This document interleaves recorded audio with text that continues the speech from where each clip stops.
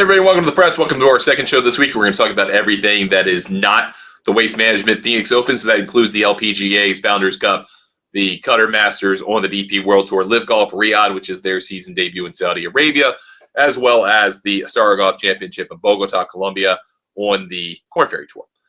Want to get into things real quick. Yeah, we started our LPGA model last week. Alim Kim wound up winning the Founders Cup, and she did it as like a 50-1 shot, right? And she finished about in the dead middle of our model, 16th, I believe, out of 32 players in the field. So given the short field and given the ratings, I think the model did okay. She was an unexpected winner. She went wire to wire. I don't think people saw that coming. So, pretty decent little week for that model. So we're back at it again this week. Check it out at golfnewsnet.com. We'll talk about the top 10 here. And then if you want to get the rest of the field for the first full field event of the year, we'll have that available. We have a special offer now. It's permanent, not a fall special, which we extended through January. You can get 1 year for $40, 2 years for $70, 3 years for $100 at golfnewsnet.com. Let's talk about the Founders Cup. This event has undergone a couple of changes this year. Primarily location, used to be in New Jersey and has been moved because Cognizant pulled out as the sponsor of the event. They now sponsor the PGA Tour event at PGA National, which just changed ownership. But that event, the Founders Cup event, was originally started with basically no purse. It was supposed to just kind of be a celebration that became a purse with an event with a great purse. When Cognizant came on, now it's back down to the kind of standard minimum purse of $2 million. And there's nothing wrong with that. It's just a change in kind of prestige, but also placed on the schedule. It's now second. It's played in Florida at Bradenton Country Club. This place hosted the duel between Lydia Ko and Nelly Korda last year in that playoff. It was the Drive-On Championship last year. This year, it's the Founders Cup.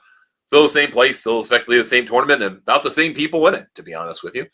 Bradenton Country Club's a par 71 with 6,465 yards of distance on the scorecard. Of course, they can play with that, but $2 million in the purse, $300,000 to the winner, and race the CME Globe for 500 points for the champion. This is a 120-player field. They had a two-spotter on Monday to add 2 players to the field, and then they had 1 sponsor exemption that they needed to add. So our ranking over at golfnewsnet.com doesn't account for that. It's 117 players in our ranking. So be it. I don't think we're going to miss out on the 3 that qualified either from that Monday qualifier or the invitation, but that's okay. A couple of things I want to point out here field-wise, though. You're going to notice Lexi Thompson, who's supposedly retired, is playing this week, and Brittany Lincecum, who's supposedly retired, is playing this week. They're both in Florida. They're both not that far away. They said they weren't going to walk away entirely from golf. They were going to pick their spots and play. Well, they found a spot to come pick and play. So they're in the field this week. Lexi Thompson actually rates out pretty well. Brittany Lincecum, not so much, but anyhow. Also, I do want to point out before we keep going on the show, this is a bit of a flu game for me this week. I mentioned in the first episode of the week, I felt like I got hit by a truck on Sunday. Didn't get to record the show on Monday that we normally do around the PGA Tour. And I definitely have some kind of form of flu. I look a little bit better today, but on Monday, I did not want to even get off the couch. I mean, it was pretty ugly. So put everything together today, both shows on Tuesday. Hopefully you don't have that problem moving forward, but this is a bit of a flu game episode. So let's look at the market. Top 19, 20 players here in the field for this week. Again, top heavy, right? You've got Nelly Korda, 5-1, won here last year. Lydia Ko, 8-1, who probably should have won here last year.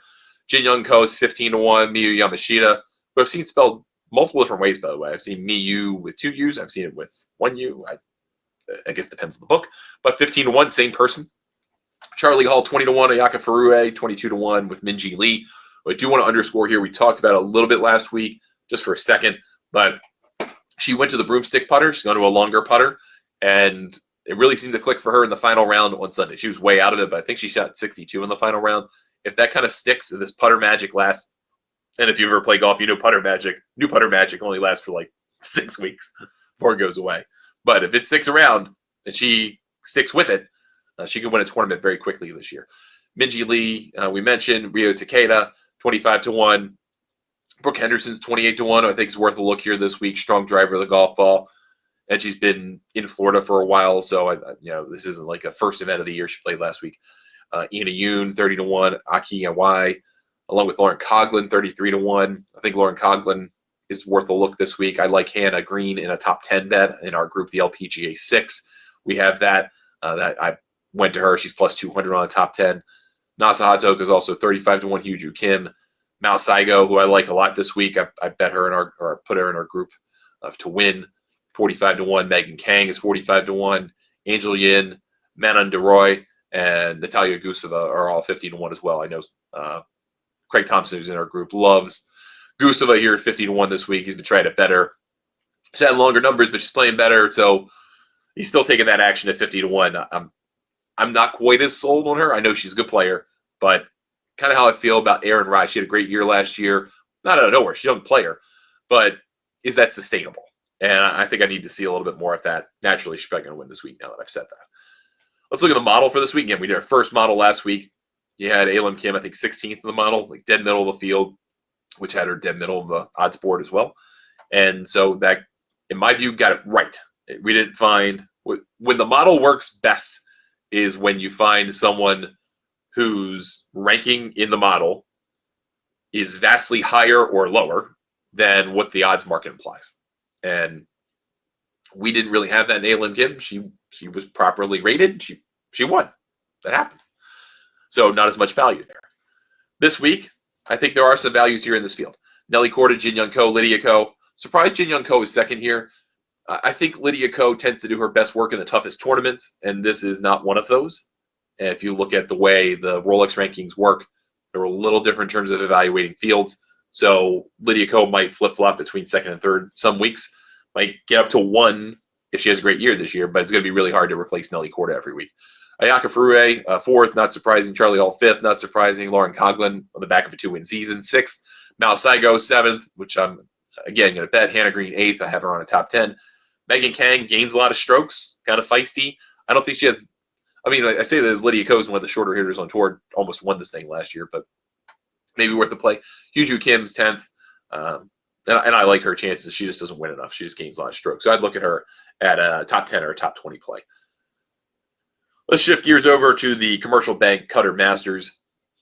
There was a period where people thought that this week, which had been left open, was going to be the week that LIV and DP World Tour had some kind of event together, and didn't quite work out that way. But we've got the Qatar Masters. This event tends to kind of get TBA'd on the schedule every year, and I don't know why that is, and someone can explain it to me, but it does tend to get that way. But still, it's an interesting event. Doha Golf Club hosts again.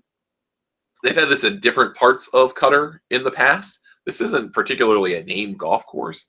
Peter Harradine is the architect, who I'd never even heard of until I researched for this show. It's one of the longer courses on the DP World Tour. It's 7,508 yards, par 72. Didn't open at 66. That's wrong on my part, but it's more recent than that, probably like in the mid-90s when they were just building golf courses left and right. A couple of guys I want to mention here in this event: Jorge Campillo, Ivan Quintero, and Elvis Smiley. Those guys. Jorge Campillo has got a good track record in this event, played well last week. Ivan Quintero played well last week. Still kind of up and coming. Elvis Smiley, I think, is just kind of worth a longer-term pick. Starting to kind of feel himself as a professional golfer, and I think that's a good thing. I think it's someone to maybe get on with a couple of dollars while it's kind of – he's still not quite recognized for being as good as he potentially is. LIV Golf kicks off their season this week in Riyadh. That starts on, Wednesday or Thursday night. It's on FS2 if you get that in your cable for the first couple of days, and then on FS1 on Sunday or Saturday night, which I'm not really sure that's going to draw a whole lot of people, but hey, whatever. We'll see what happens. They're playing under the lights. So I picked a couple of guys here based on form. I picked a couple of guys based on Saudi Arabia play, and I picked one guy specifically because he's played under the lights recently. Tyrrell Hatton, 7-1. Love him this week. Played very well in DP World Tour events. He's just played well, period. He is a legit top 10 golfer in the world, and he has the right number based on that. Seems to play well in the Middle East as well. Joaquin Neiman has played well in Saudi Arabia in the past, has really just played well in general, and he's a guy who can beat up these kinds of fields pretty well. And then David Puig, depending on how you want to say it, but Puig, 20-1. I really like his chances. Played well in his limited stint on the DP World Tour. Again, good golfer, become a good player. He's like in the 70s in the world, and he gets no points for 14 of the events he plays. He's a very good player. It'd be very interesting to see what happens to him when his contract expires with LIV. And then Brooks Koepka finally 20-1. He played under the lights in the showdown. Obviously didn't win, but has played under the lights more recently. It's a little different playing under the lights. I don't know if you're a golfer or if you're just someone who likes pro golf and betting. However, in under the lights situations, it takes a little time to get your footing on where exactly your impact point is because of the shadows. And if you don't have great eyesight, it looks a little different. So just something worth noting. Koepka's got that figured out.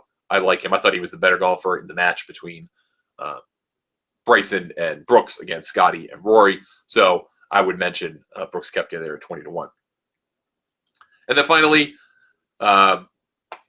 we screwed up all the graphics here this week on the tournament names. This is the Astara Golf Championship. It's in Colombia, back-to-back events. This is a 2-course tournament. One is way shorter than the other. Had a 59 on that course last year, 2 59s. Aldrich Potgieter is now the PGA Tour. And Cristobal Del Sol shot 57, Del Solar.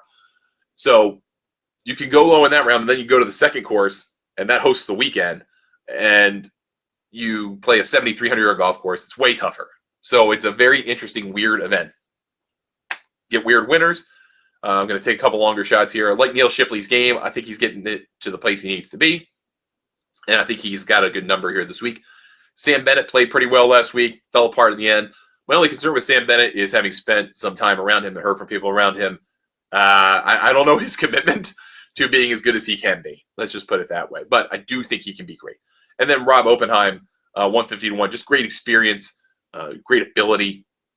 And he's a little bit older player, a little bit older and wiser. So if he can manage the longer golf course pretty well, I think he's got a chance. That's going to do it for us today on this shorter episode, just to cover the couple of events that we have left over this week. Next week, we'll do the same thing. We'll talk about Torrey Pines in its own episode, everything else in its other. We didn't talk about the Champions Tour in Morocco. That's a weird event for me. I would just pass on all that together. So look for those picks elsewhere if you're interested. But otherwise, I think we've got some good potential plays this week, especially on the LPGA side and the LIV side. And then obviously I like our picks on the PGA Tour side. Join Golf News Net for $40 a year, $70 for 2 years, and $100 for 3 years at golfnewsnet.com. Watch this show on our YouTube channel, on our social media accounts. You can watch on GNN TV, which is available for our Roku app, on Free Life Sports and in Freecast. And we hope to see you on the show next week, catching a listen or watching it. You can listen as a podcast as well. Thanks so much for spending some time with me. We'll talk to you next week here on The Press. Good luck with your bets this week.